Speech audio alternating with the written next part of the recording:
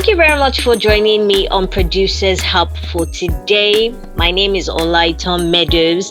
This is where we bring you the creatives behind those movies and music that you love. These are the visionaries who have the idea and they bring it to you, interpreting through the stars and actors and actresses that you love. And on the show today, we're having a producer. He's also a director. He's the CEO of Duchess Multimedia and also a member of Electronic Media Content Owners Association of Nigeria, MCON. I'm talking about Mr. Jerry Isichei. Great to have you here. Thank you so much for joining us today, sir. Thanks for having me. Thank you. Thank you very much, sir. So my very first question is going to take you back in time. It's going to take the present you back in time. And the question is, if you had the opportunity to talk to the much younger Jerry and give him words of advice at the point in time he chose to be or to go into production, what advice would you give to him? I will tell him to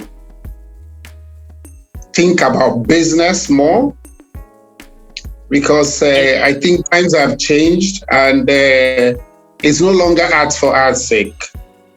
It's good to have it's good to have passion for what you do, but the business side of it is also important.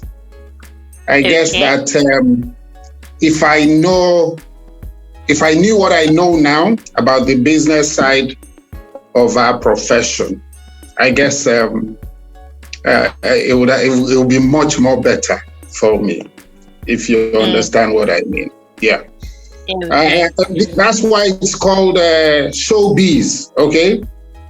Showbiz, which means there's a business part. So I think that most of the time, we tend to concentrate more on the show and forget the business. What I'm saying in effect is that I'm not advising the younger ones to just think about money. But the truth is, if you do not handle the business part, you probably won't be able to do the next production.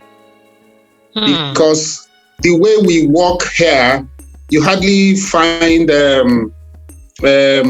commissioning. I mean, people being commissioned to do maybe films or series.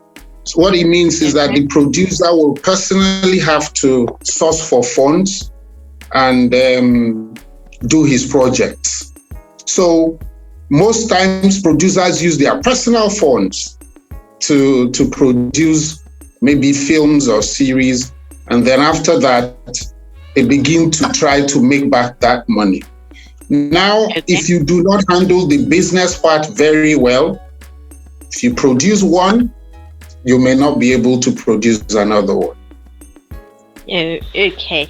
So drawing from what you just said now, producers having to spend their personal money for productions, let's relate this to what is applicable to like the United States, where several production companies come together to produce just one single project or just one single movie, like sometimes 4, 5, 2, 3, thereabout.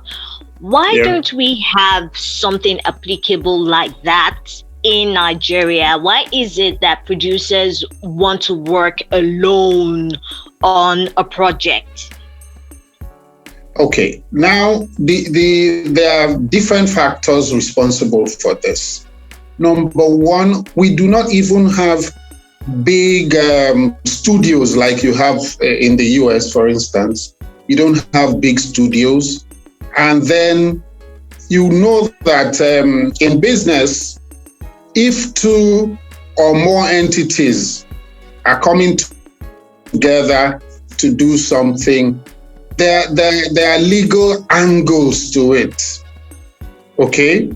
Of course, they will have an MOU and things like that that will detail what each entity will bring to the table and what they will get out of the business at the end of the day. Now, this is predicated on the fact that if there are any infringements by any of the parties, you can get justice. You know, so if over there, if they are going into such collaboration with other studios, if there's any kind of problem, the courts are there, they will get justice. Unfortunately, in our client, the wheel of justice grinds so slowly, you know, at times it doesn't even move at all. So you see cases drag on for years and years and years. So because of all this, people will just say, look, let me be on my own, let me do my own thing.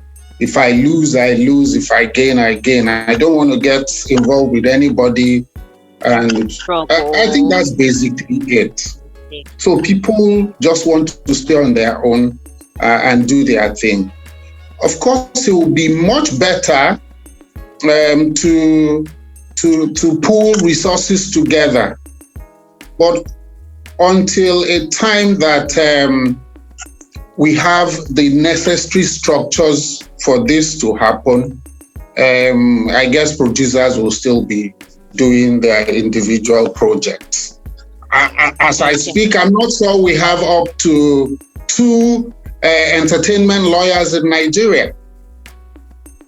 And entertainment lawyers are the people who will work out the legal framework for such collaborations, you know.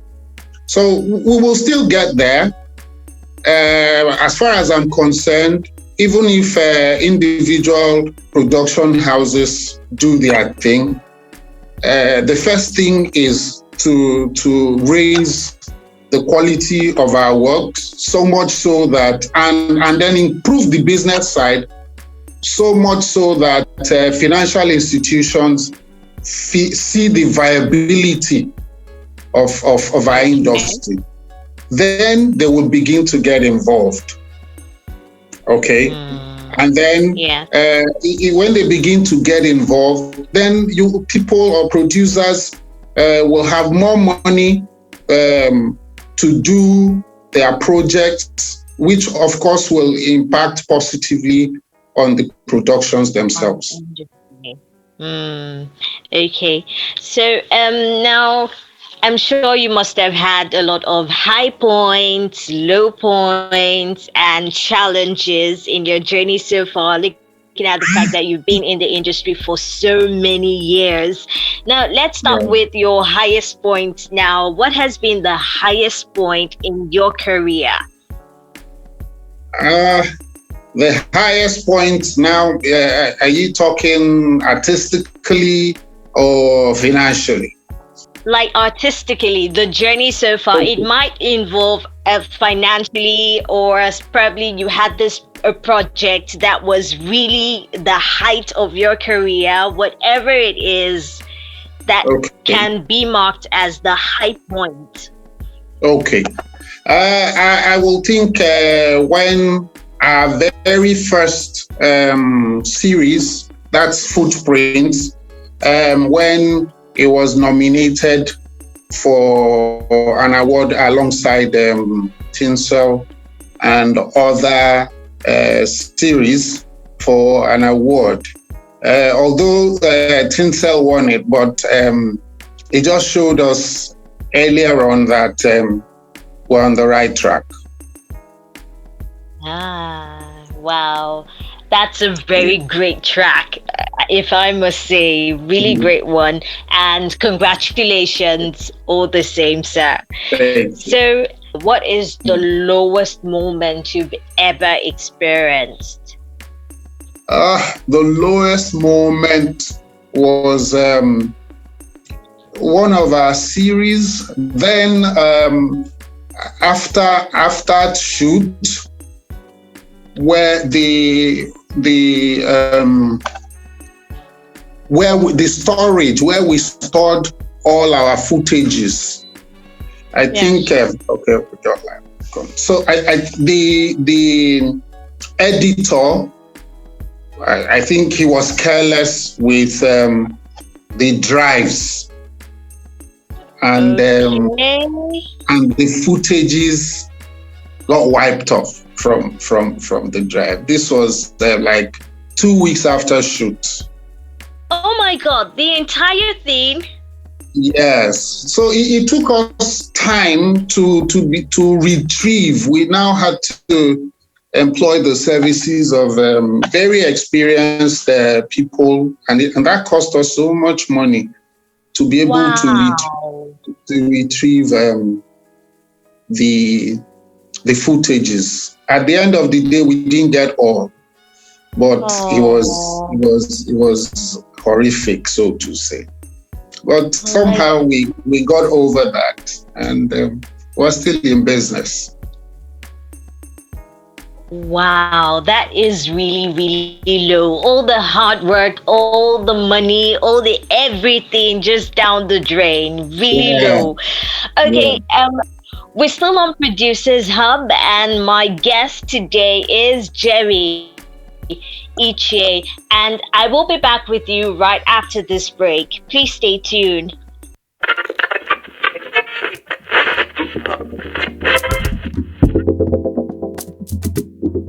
Yes, yo. It's Kenny Wonder, and you're listening to Producers Hub. Stay tuned.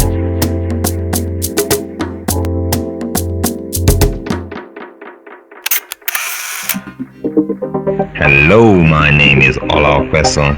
Keep listening to Producers Hub.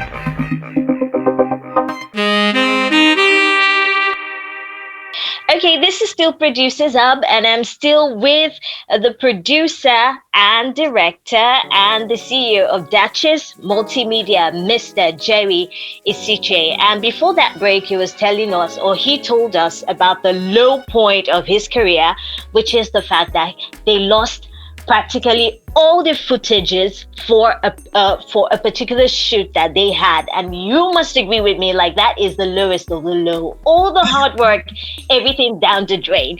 But then, like he said, they picked up and they are still in business. Okay, sir, so let's move on to your challenges. You just mentioned one now. And aside from this, I know there must be a lot of other challenges that you have experienced. Please share with us. Yeah.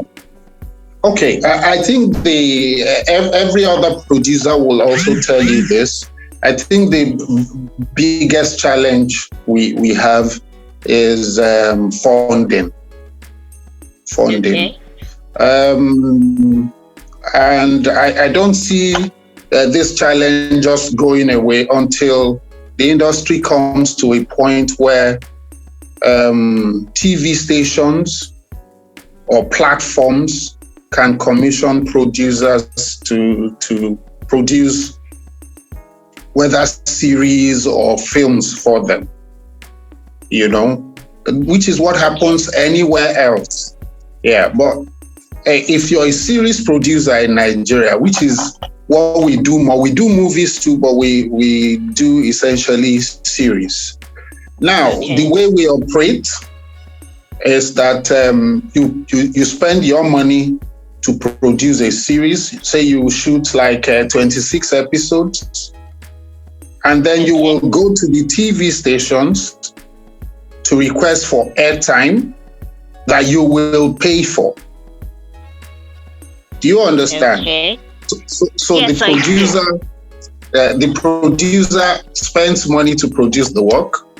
He pays the TV stations to expose the work. And then he will now source for adverts to put on that airtime that he has on the show, and then that's where he makes revenue. Well, if the adverts don't come, too bad. You see, so that's our greatest challenge, funding. And I think because of that funding, most times people begin to cut corners because they're trying to just manage, script, and produce something with the money they have.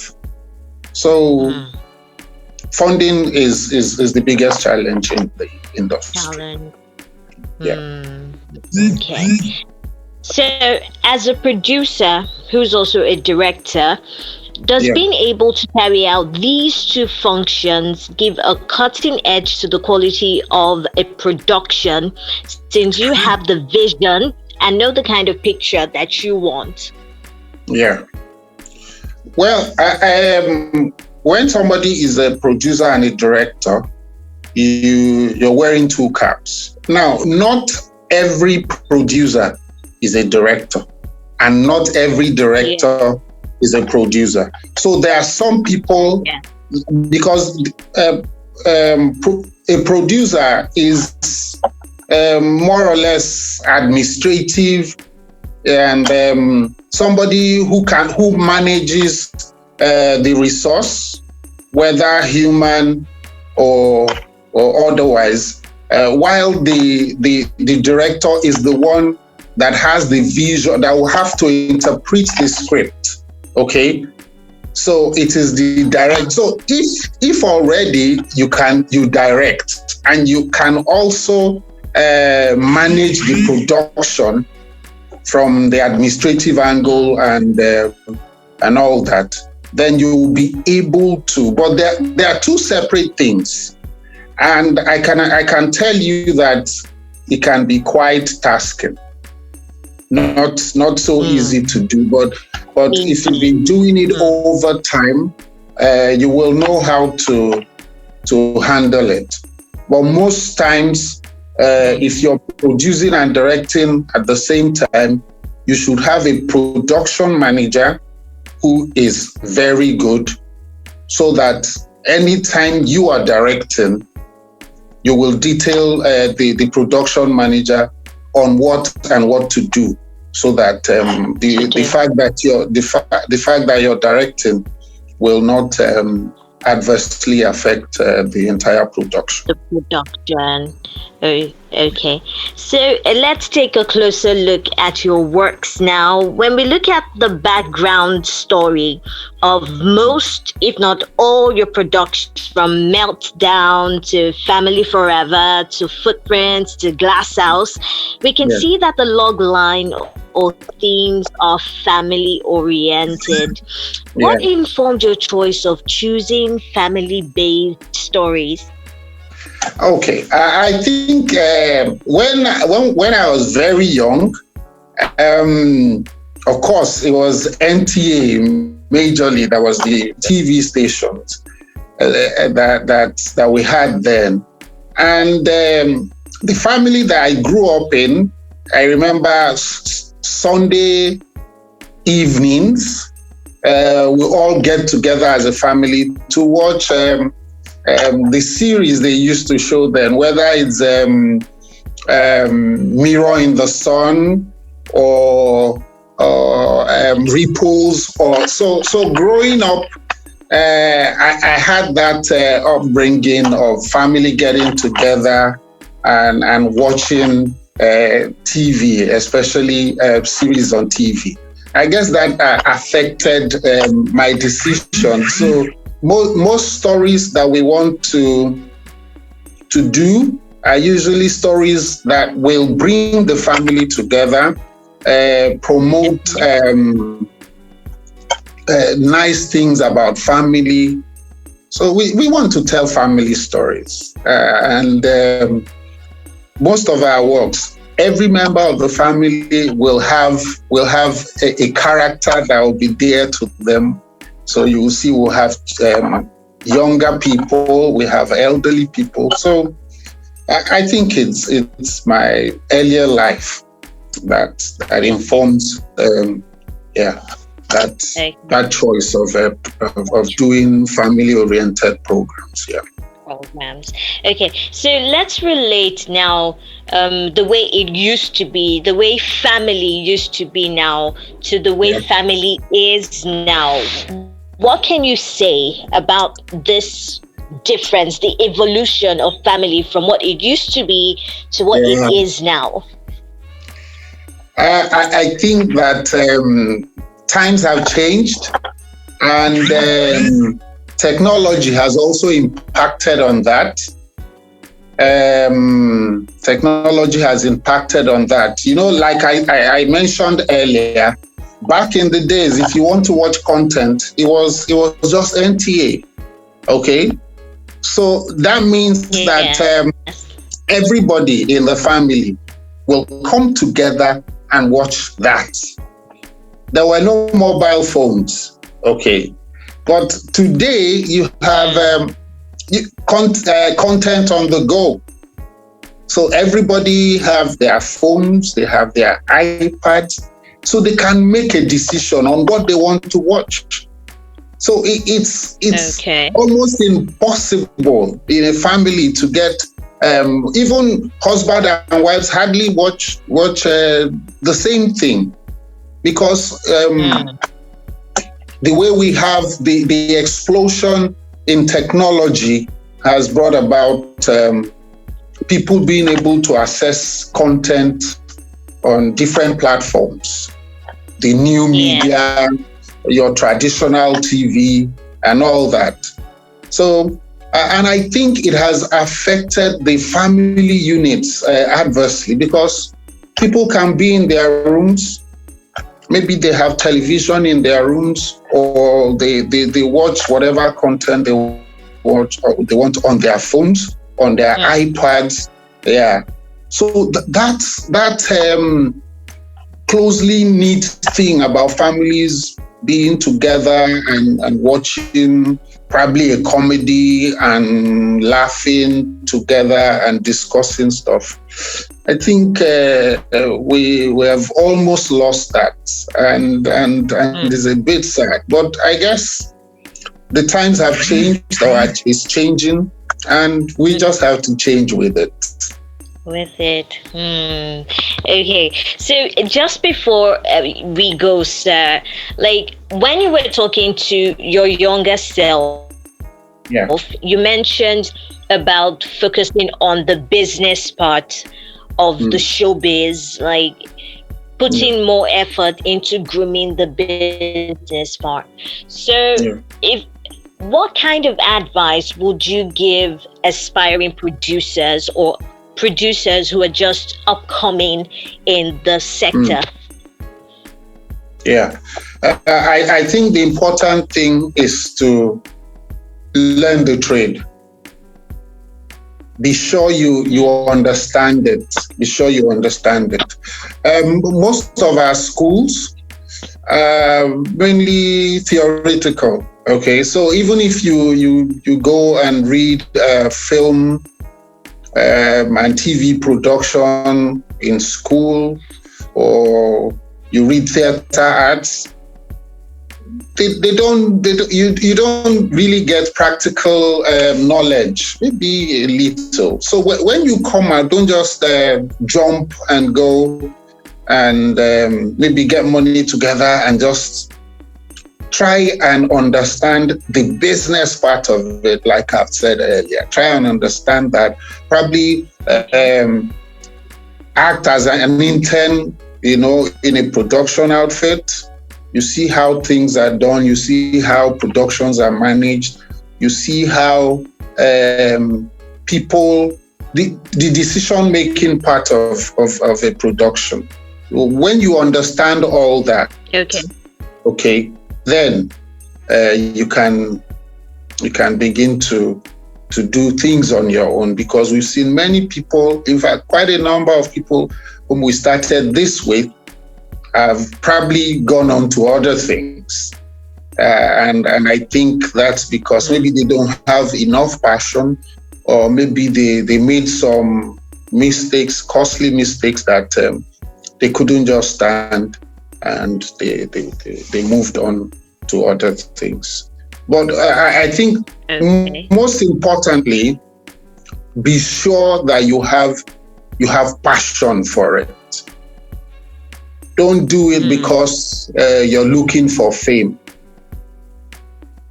Do not do it because, of course, if you're a producer, maybe even if people don't see your face, they will probably know your name. If that's the reason you want to become a producer, I will advise you to look for other things and do.